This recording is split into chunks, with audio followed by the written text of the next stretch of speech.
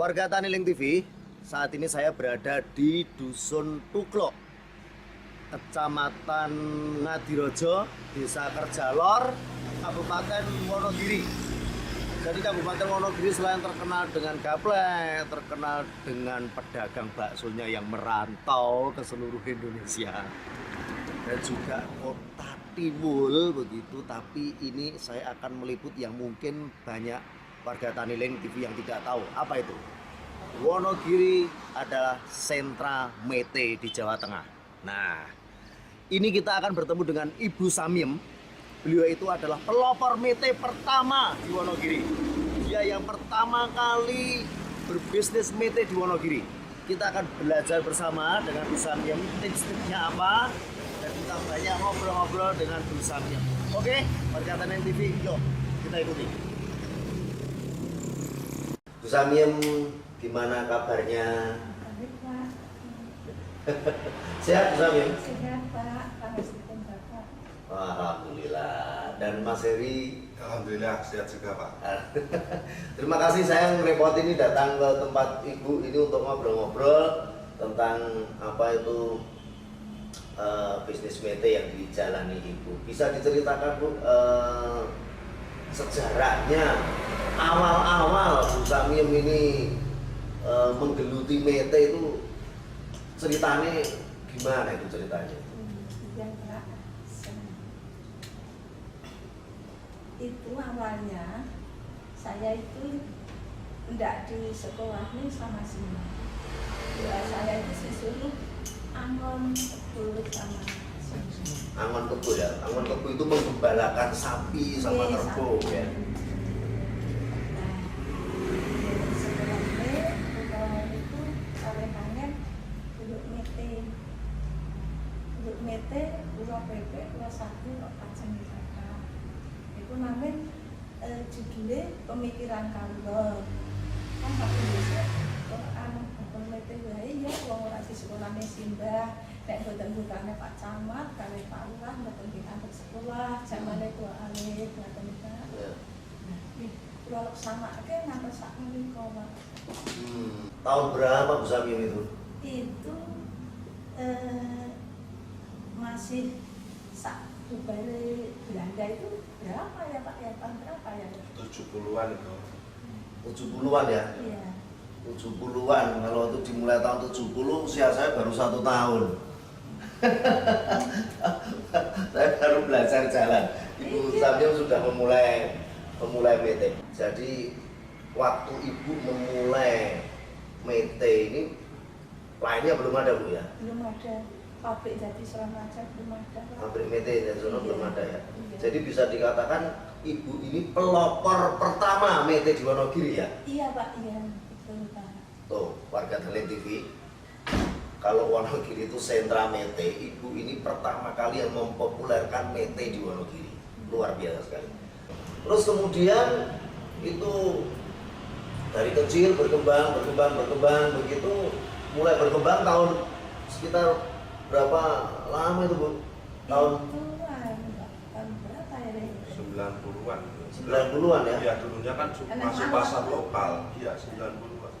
Masih pasar lokal loh Pak. Dulu Wonogiri sekitarnya dan Solo itu kan gitu. Iya. Nah, setelah itu kan tahun 90-an sudah ke luar Jawa juga ada, di Jakarta juga udah mulai banyak. Nah, itu untuk memulai pemasaran sampai Jakarta, sampai itu dulu gimana ceritanya Bu? Ya itu tahu ya namanya saya itu bikin mete yang mete Wonogiri asli itu. Saya kan cuma ada yang begitu. Apa, Jadi nyari ini. apa dibawa sama orang-orang yang banyak borong Iya, juga? Iya. itu juga banyak Iya, itu Pak. Oh, Kan ada namanya. iya. Kan sering dulu tuh juga dibawa orang dinas. Kalau dulu kan bukan pelakunya, pelaku usaha yang dibawa itu. Dan dulunya cuma orang dinas itu bawa 1-2, nanti kalau anu kan kasih kartu nama hubungi gitu. Enggak seperti kayak sekarang. Kalau sekarang kan sudah pelaku pengusahanya yang diajak ke anu itu ke pameran, ya itu kan sudah pelaku usaha langsung. Kebanyakan pembeli dari mana? dari Jakarta, Dari luar Jawa, Pak. dari luar Jawa, dari Kemarin Sumatera, diambil juga Malaysia juga, Pak. Bandung. Oh, jadi sudah sampai Iya, Malaysia? sampai Malaysia juga. Yang Malaysia itu rutin? Ya enggak rutin itu, cuma berapa kilo itu. Enggak. Masalahnya kan ini sebetulnya orang sana mau ke sini, mau ambil lebih banyak lagi karena terkendala pandemi ini Ya. itu batal nggak jadi ke sini. Terus omsetnya berapa, Mas? Kemarin itu waktu Lebaran tahun ini Ya. itu hampir puasa sampai Lebaran aja hampir 30 ton. 30 ton. 30 ton. Oke, oke. Kalau omset apa itu 30 ton itu per bulan ya?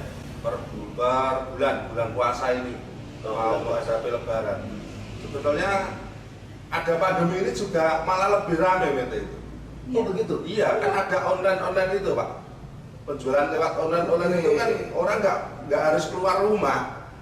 Mas Heri, itu kan tadi dari mete yang original yang digoreng. Sekarang kan tadi diceritakan jadi pakai coklat, pedas, terus di open kayak gitu tuh. Itu sudah berapa lama? Idenya keluar itu dari mana? Baru ini ya. Ya kira-kira baru 5 tahun ini Pak saya. Baru 5 tahun. Ya berinovasi untuk makanan olahan makanan itu sering ada pelatihan itu juga pernah ada. Oh iya, jadi Tapi kalau oven itu dulu saya cuma coba-coba Pak. Jadi Iya. kacang tanah aja bisa di oven, masuk mente nggak bisa. ya. Gitu. Dulunya itu sampai apa itu namanya ovennya itu kan saya tutup dulu. Saya gas sudah saya buka baru saya nyalakan api sampai kebakar ini saya dulu. Sampai segitunya pernah ya? Itu cuma coba-coba Pak, terus akhirnya kita terus kan dulu juga gosong juga, kita sudah pernah coba itu juga gosong, oh nggak jadi, gimana supaya nggak gosong gimana, akhirnya juga seperti ini bisa berhasil. Mas Heri, Ya, kalau misalnya ini nih umpama nih warga Tanilen TV pengen invest, Iya. wah aku punya duit nih untuk invest menjual mete di saat Lebaran. Nah ini gimana? Kalau taruhlah saya begitu Iya. pura-pura bisa saya punya duit, Mas Heri, saya punya duit nih 500 juta, ini mau saya tanam ke Mas Heri untuk beli mete, itu Iya. gimana teknisnya, Mas? Ya mengikuti harga pasaran Pak. Hmm. Jadi kalau panen raya kan mete itu harganya murah. Ya. Nah itu nanti seharga sekian, Bapak titipnya sekian, berapa kilo, berapa kintal. Nah itu nanti pengambilan Bapak di waktu Lebaran. Kan keuntungannya sudah hampir per kilo itu 35.000 sampai 40.000 per kilonya. Oh, gitu Iya, ya? Sebentar. Ini diambil ketika Lebaran. Iya. Itu saya nanam duit, saya Iya. invest duit. Iya, itu itu pas panen raya. pas mana itu berapa bulan sebelum Lebaran biasanya? Ya paling enggak 5 bulan, 4 bulan itu masih harga standar, masih belum naik. Itu kalau menjelang Lebaran kan banyak orang yang nanam modal. Iya. Itu kira-kira sampai berapa? Wah, Sampai banyak. berapa ratus juta itu? Ya ada yang 500. 500 juta. Iya, Itu satu orang. Kalau tahun ini saja, kira-kira yang nanam duitnya atau invest ke Barokah ya namanya Bu ya. Iya. UD Barokah ini untuk investmentnya berapa orang, Mas? Itu ada hampir 50-an mungkin Pak. Banyak juga ya. 50-an. Banyak. Itu yang investor aja loh yang saya maksud, bukan dari yang masih eceran yang ambil dari 10 kilo, 20 kilo gitu. Itu kalau invest Mas Heri menetapkan nggak minimal gitu. Malah saya mau invest ya, boleh tapi minimal. Nggak ada kita. 1 Enggak. kilo aja saya layani. Gitu. Iya Pak. Yang belum tahu mete, Ya. itu kok mete mahal. Kan gitu kan. Ya. Padahal belum tahu prosesnya mete. Iya Pak. Ini yang perlu diketahui. Coba bisa Nah, diceritakan. itu kan masalahnya kan yang masih kulitan itu 4 kilo jadi sekilo. Yang masih kulitan 4 kilo sudah jadi persis 1 kilo. Iya. Itu. Oh. Pengupasannya butuh beberapa proses. Gitu. Mengupasnya aja juga mahal. Nanti kita masih jemur lagi, susut lagi. Masih buang yang kecil, yang belah kita sisihkan lagi. Nanti kita goreng, susut lagi. Kan nggak tahu prosesnya, kok mete mahal itu gimana kan gitu loh. Jangan dikira proses untuk mengupas mete itu mudah loh Pak. Iya Pak. Itu pakai perasaan juga untuk mengupas itu.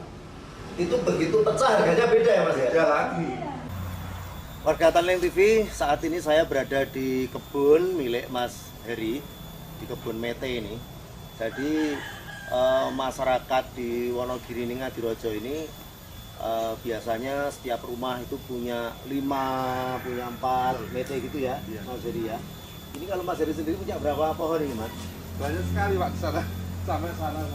Oh, oke. Mas Heri, Iya. ini pohon mete ini, Iya. ini setiap panen itu berapa tahun sekali? 1 tahun sekali itu di musim kemarau. 1 tahun sekali setiap musim kemarau. Iya. Kalau sudah pohon produktif kayak gini, 1 kali panen bisa menghasilkan berapa kilometer? Ya 100 sampai 150 kilo. 100 Per sampai pohonnya. 150 kilo. Iya. Kalau kondisi mentah harganya 25, Iya. Untuk yang masih kulitan tadi.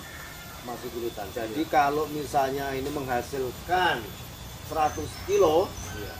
itu 1 pohon per tahunnya menghasilkan 2.500.000 ya. Iya, kalau belum kupasan. Kalau belum dipasak. Kalau bisa proses sendiri kan lebih banyak lagi.